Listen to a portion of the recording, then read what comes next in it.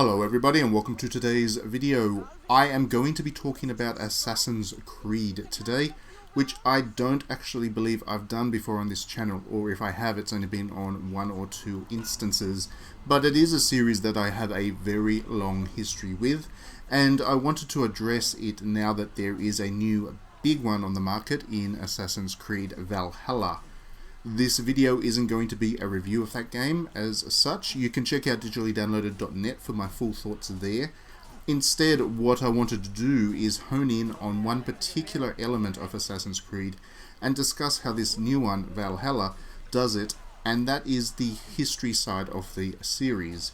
Now, I know that Assassin's Creed has its fair share of detractors, but the one thing that has always kept me hooked into the series and has made it my preferred series as far as big blockbuster titles go is the way that it plays around with history. I actually like to think of it as a kind of Western Dynasty Warriors series, in that I am genuinely willing to be pretty soft on the gameplay stuff in terms of my expectations, precisely because I find the work that has gone into the history and research side of the game, and then by extension the storytelling, to be particularly compelling. In fact, when Assassin's Creed is at its best, it very much inspires me to learn stuff. My knowledge of American history has always been a bit of a blind spot, for example. A good example of that is Samuel Adams. It's a name that I recognize better as a really good beer than as an important figure in American history. Now, his little cameo in Assassin's Creed 3 reminded me to learn more about him, and that drew me down into a bit of a rabbit hole. I came out the other end with a far better understanding of the American Revolution, the Founding Fathers, and all that kind of stuff. Another example is I knew absolutely nothing about the French-owned parts of the United States when they were owned by the French, and so Assassin's Creed Liberation, being set in New Orleans, really caught my interest and attention there as well, and again, it inspired me to learn more about what actually happened in that little corner of the world. Meanwhile, I'm actually much more familiar with the history of the pirates and the French Revolution, so the likes of Assassin's Creed Black Flag and Unity were less about learning and more about enjoying the name drops that the game made. And it goes to show just how strong this history angle really resonates with me, because I ended up finding those two games less interesting or impactful than the ones that actually inspired me to pick up the history textbooks. And that brings us to Assassin's Creed Valhalla. I wasn't that enthusiastic about the game stepping into it because the bearded berserkers from the Cold North are just too frequently a story hook across cinema, games and pop fiction. What impressed me was that pretty much immediately after I started to play, this game had me online looking up stuff, and that's because it really involves itself in the conversation that historians have been having in challenging the popular perceptions that people have had about Vikings in recent years, and in particular their reputation for the raping and pillaging stuff. They had that reputation of being very nasty to the rest of the peoples of Europe, and the reality is probably a little bit more complex than that, as more modern historians are starting to look at. So, to give you a quote from just one article that I read, "The Vikings are no more bloodthirsty than any other warriors of the period," writes Christopher Shea in an article on National Geographic, which I will link to in the description of this video. But they suffered from bad public relations, in part because they attacked a society more literate than their own, and therefore most accounts of them came from their victims. Moreover, because the Vikings were pagan, they played into a Christian storyline which cast them as a devilish, malign outside force. Obviously, back then, much of the literary works that were being created came from the church, so they were really controlling the narrative and the histories that we have in the years since. Historians that read the Vikings in a different way to the traditional image that we have of them point to the complex domestic culture that people tend to overlook because bearded naked men with horned helmets is much more exciting, and the fact that the Vikings were perfectly peaceful traders with the Arab world and effective settlers in places without existing cultures like Greenland and, I believe, Iceland. Most of what has become infamous about the Vikings, such as the berserkers and their psychopathic behaviour in battle, has also been challenged on account of those records, and a lot of what we understand about the Vikings tending to come from a period much later on after the Vikings were a spent force, suggesting that a lot of those stories and recounts and histories were exaggerated legends. A lot of the historical writing from back then is very rightfully challenged, and that is something that a lot of historians that look at the Vikings really need to consider in their analysis of what these people were and what they did. And then there's also the reality to contend with that the people of Europe were simply no better than the Vikings. The Normans were absolutely brutal when they conquered England, for example. And Charlemagne executed thousands of people in a single day, thousands and thousands of Saxons, when he was at war with them. The Crusades, which came just after the time of the Vikings, were so manifestly awful that their impact continues to ripple across the world today. So many of the problems that we have today in the hatred between the Christians and the Muslims can be traced back to the impact that those Crusades had. And so, in all likelihood, the Vikings were less their era's terrorists and more just a group of people that were trying to survive through what was a very terrifying era. They were no better nor worse, really, than their neighbours.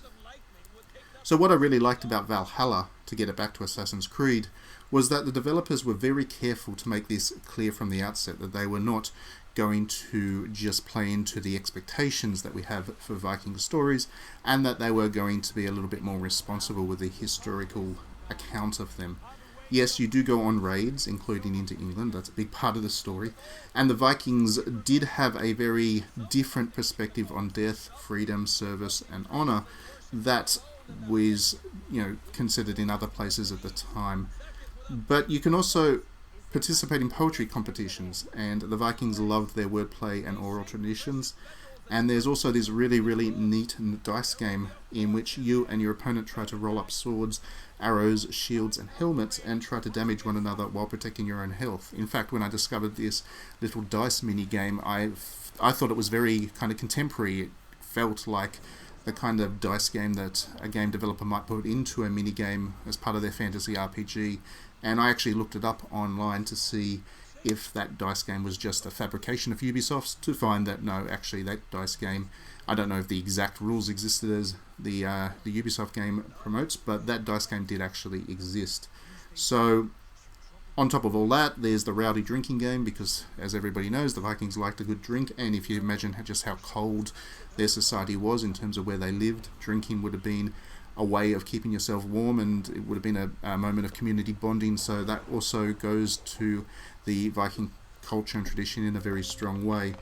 And there's even, the occasional side mission with a bit of romance in the end of it. There's these relationships that you can build with all the characters. Assassin's Creed is, of course, a lot to do with stealth and action and combat and things. But this game, perhaps more than the others, felt like it was a real genuine attempt to also engage players with the rest of Viking culture. Perhaps Ubisoft, in recognizing that the Vikings had the great martial tradition, but people didn't really know much about them beyond that, really went that extra length to make sure that you got a cross-section of what the Viking culture stood for.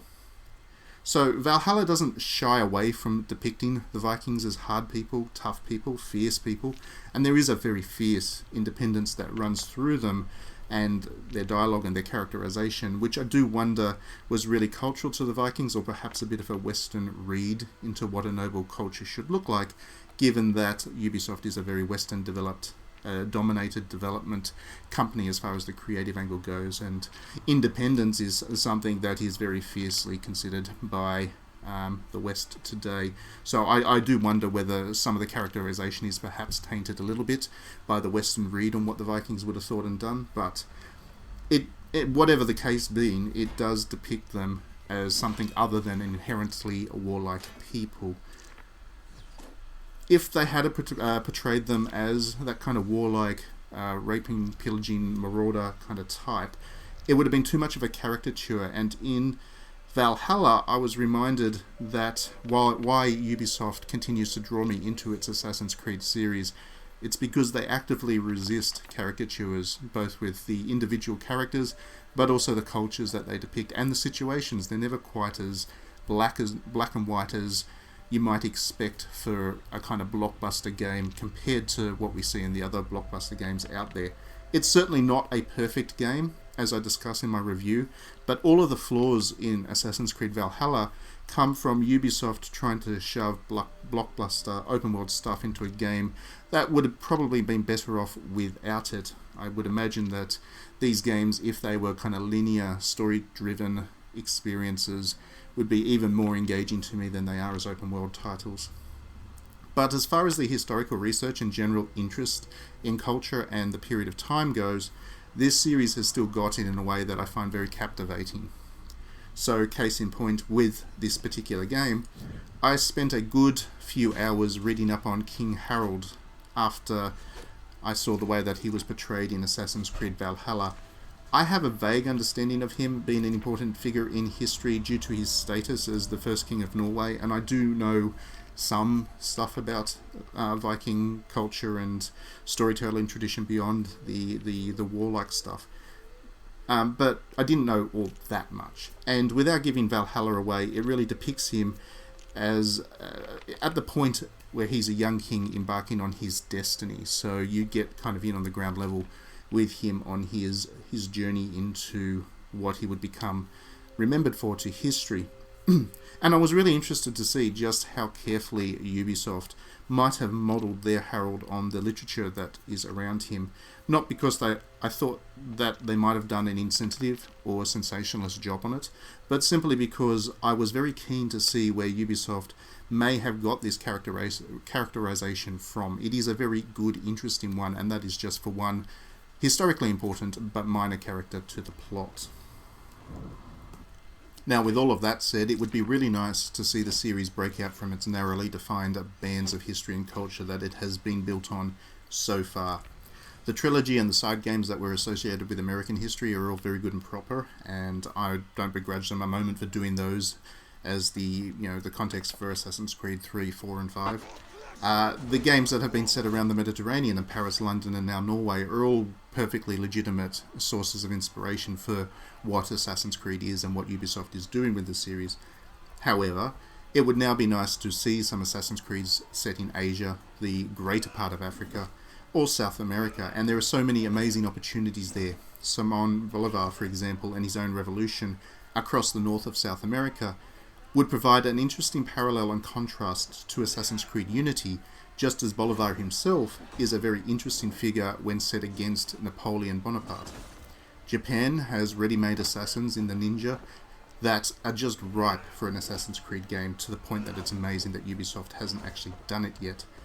And Ubisoft is a rare Western developer that I would trust to cut through the legends to look at medieval Japan with a nuance that we've seen in how they've applied themselves to each other, culture and period of time that they've looked at.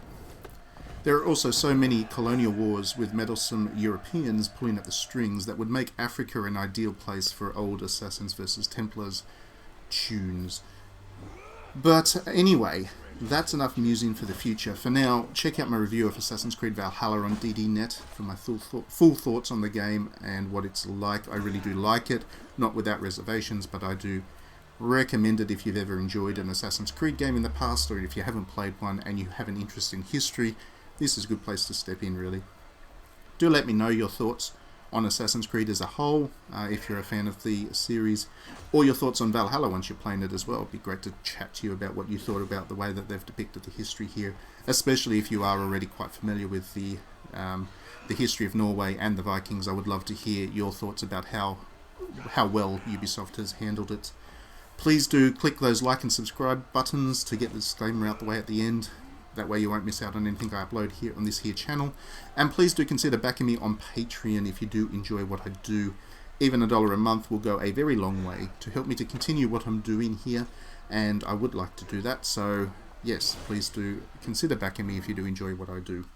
Thanks as always for watching, and we will see you the next time.